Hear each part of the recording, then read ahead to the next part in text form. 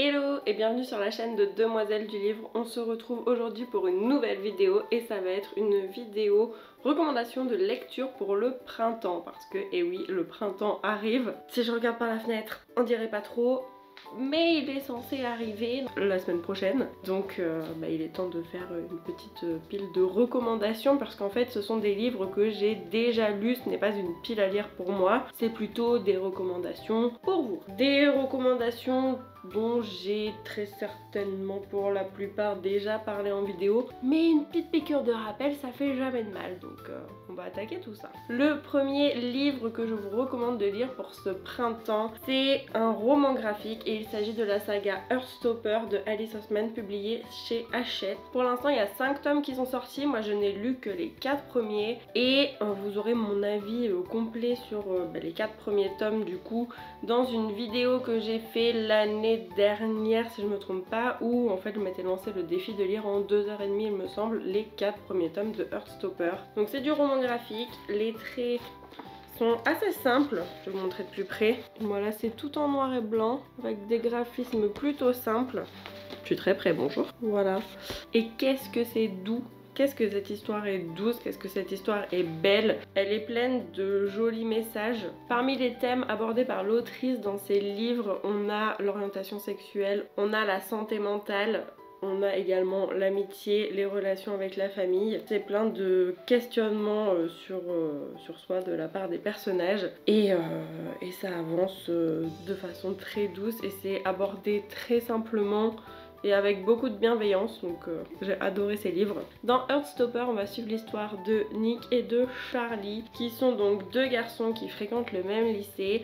Nick, c'est le rugbyman populaire que tout le monde connaît, l'élève star un petit peu du lycée, alors que Charlie, c'est le musicien un petit peu renfermé. Tout le monde l'apprécie parce qu'il est très sympa, mais voilà, il est plutôt solitaire. Et en fait, ils vont se retrouver réunis lors d'une classe et ils vont être partenaires en fait pour cette classe et c'est ainsi qu'ils vont commencer à se fréquenter et que leur amitié va naître. C'est une lecture très douce, très fraîche, très printanière en somme, donc je vous conseille de vous lancer dans cette saga si ce n'est pas encore fait pour ce printemps. Ensuite, j'ai choisi de vous présenter Sous les étoiles de Bloomstone Manor de Mary Orchard, publié aux éditions Casterman.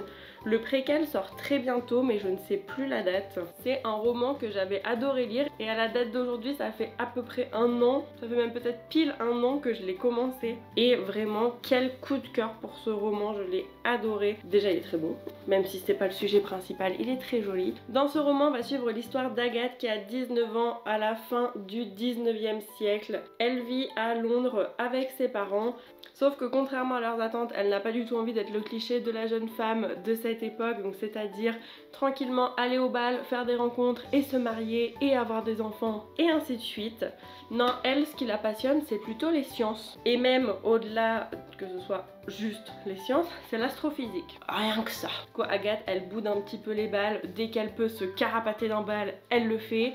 Elle étudie donc l'astrophysique en cachette avec sa gouvernante, sauf que ses parents ne voient pas ça d'un très bon œil et ils vont finir par déménager un petit peu loin de Londres, juste à côté du Bloomstone Manor qui est le manoir de Lord Nathaniel Stone. Sauf que la famille d'Agathe, quand ils s'installent là-bas, donc à côté du Bloomstone Manor, ils sont loin de se douter que le Lord qui occupe ce manoir va plutôt pousser Agathe vers sa passion plutôt que d'être un simple voisin qui vit à côté et qui ne s'occupe pas trop d'eux quoi. On est sur un roman qui nous parle de féminisme dans une époque où les femmes clairement n'avaient pas leur place dans les sciences. On nous parle aussi d'une quête d'indépendance puisque Agathe essaye de se défaire de plus en plus de ses parents et de ce qu'ils veulent l'obliger à faire. Elle veut suivre sa passion et voilà, être indépendante et vivre sa petite vie de femme scientifique, c'est tout. On est sur un Bloomstone Manor qui va réserver bien des surprises à Agathe et qui sait qu'est-ce que l'avenir lui réserve, comment sa famille va prendre le fait que le voisin l'aide dans sa quête scientifique, comment ils vont réagir quand certains secrets seront révélés, parce que oui, il y a des secrets aussi autour du Bloomstone Manor. Ça, c'est ce qu'on découvrira dans ce roman. Quel préquel qui sort très bientôt, j'ai très hâte de le lire, vraiment, j'avais adoré ce roman.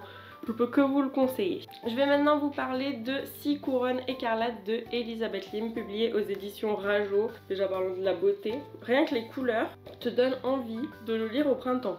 On est d'accord, je pense qu'on est d'accord. Le tome 2 vient juste de sortir, donc c'est aussi l'occasion de se dire que vous pourrez enchaîner les 2 tomes rapidement. Je ne sais plus si c'est une duologie ou si ça va être une trilogie. Ça par contre je sais pas vous dire, désolée.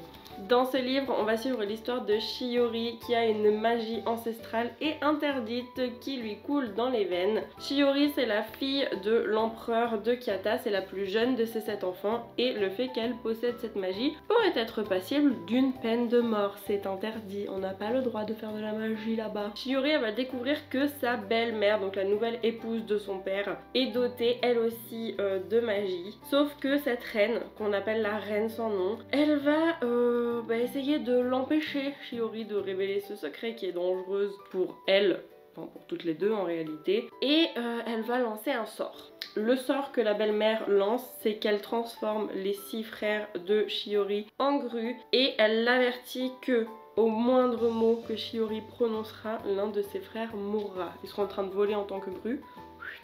Et si elle dit un mot, poum, il y en a un qui tombe. Mort. Ciao, bye. Super, hein. Donc Shiori, elle va se retrouver exilée, parce que sa belle-mère, elle la chasse. Elle va se retrouver sans voix, sans possibilité de communiquer à qui que ce soit qui se trame. Vous me direz, ce serait pas un peu plus facile si elle prenait sa petite plume et qu'elle écrivait ce qui se passe? Elle peut pas. Dès qu'elle essaye, il y a des espèces de forces surnaturelles qui l'en empêchent. Elle ne peut pas écrire non plus ce qu'il se passe. Elle ne peut pas communiquer sur ce qu'il se passe autour de la malédiction. Elle peut écrire d'autres trucs, mais ni son nom, elle peut pas dire qui elle est, ni elle peut pas communiquer sur la situation. Et aussi, personne ne peut la reconnaître, puisque la belle-mère, elle a fixé un bol là, qui lui recouvre le haut du visage. Touk touk. Et personne en fait ne peut reconnaître le visage de Shiori et savoir que c'est la princesse de Kyata. Donc tous les enfants de l'empereur d'un coup, bam, disparus, on sait pas où ils sont. Super. Et en fait Shiori, elle va se retrouver avec tout ça au milieu d'une terrible conspiration au cours de laquelle elle va pouvoir compter sur son mystérieux fiancé dont j'ai oublié le nom, pardon. Mais son fiancé qu'elle ne cesse de rejeter, puisque c'est un fiancé en fait qu'on lui a attribué pour faire des alliances entre pays. Et ce mystérieux fiancé, elle l'avait de toute façon repoussé avant même de le rencontrer. Enfin, elle l'a vu une fois et elle a été super désagréable parce qu'elle n'a aucune envie de se marier. Mais en fait elle va pouvoir compter sur son aide. Bref, c'est une jolie lecture de printemps pour moi. Et puis voilà, je vous dis rien que la couverture. C'est très doux, c'est très printanier, on adore. Franchement, j'avais adoré cette histoire et là je me suis acheté la suite il y a quelques jours et j'ai très hâte de la lire. Maintenant je vais vous parler de Sing Me Forgotten de Jessica S. Olson, publié aux éditions Big Bang. La plume de Jessica S. Olson, tellement poétique, j'avais déjà adoré Forgery of Roses, mais celui-là je le conseillerais plutôt pour l'automne. Celui-ci pour le printemps je pense qu'il est pas mal. Dans ce livre on va suivre l'histoire d'Isda. Isda qui n'existe qu'en fait qu'entre les murs de l'opéra. Alors si elle sort elle existe encore hein, mais c'est juste que personne ne la connaît. Et surtout, il faut que personne ne voit son visage parce qu'en fait elle est née maudite et elle porte sur son visage la marque de ceux qui savent manipuler les souvenirs. Et ça, c'est pas très bon. Et si quelqu'un la trouve, quick! Il y a beaucoup de gens qui se font squeak quand même dans mes petites histoires printanières là, c'est pas terrible. En fait les enfants comme elle qui portent ce pouvoir donc sont marqués au niveau du visage. La loi normalement veut que les sages-femmes récupèrent ses enfants et les tuent. Isda, dès sa naissance, donc elle a été jetée au fond d'un puits par la sage-femme, sauf qu'elle a été récupérée par Cyril, qui est le propriétaire d'un opéra. Il passait par là, il a entendu pleurer, il a récupéré le bébé, et malgré les marques qu'elle porte au visage, il l'a recueillie, il l'a élevée comme sa propre enfant, et en fait Isda lui doit tout. En échange de la protection que Cyril lui offre, il lui a appris à manier ses pouvoirs, et elle, ce qu'elle doit faire, c'est qu'elle doit manipuler les souvenirs des spectateurs qui viennent à l'opéra pour leur faire penser qu'ils ont vu le plus merveilleux spectacle du monde et que les gens reviennent même si le spectacle était pourri. La règle à respecter, c'est qu'elle ne doit pas se montrer, puisque si elle se montre, non seulement elle est morte, Mais en plus Cyril sera mort aussi puisqu'il aura accordé sa protection. Donc Isdal ne doit pas se montrer, c'est la règle numéro 1. Le truc c'est qu'un jour elle va enfreindre cette règle parce que elle va rencontrer Emmerich. Emmerich qui fait le ménage dans l'opéra mais qui est en fait un ténor de grand talent. Et elle va se retrouver irrémédiablement et irrépressiblement attirée par sa voix. Et en fait il va la voir, ils vont se rencontrer. Et elle va avoir là en fait l'occasion d'échapper à son quotidien de solitude finalement où elle ne voit que Cyril et encore en coup de vent puisque quand il travaille avec les autres elle peut pas le voir. Elle vit sous l'opéra dans des catacombes qui ont été aménagées pour elle. Enfin bon, elle a pas une vie sociale très développée cette jeune fille. Et en fait donc elle va rencontrer Emmerich et ils vont se rapprocher petit à petit parce que lui il se doute pas trop de ce qu'elle est. Elle porte un masque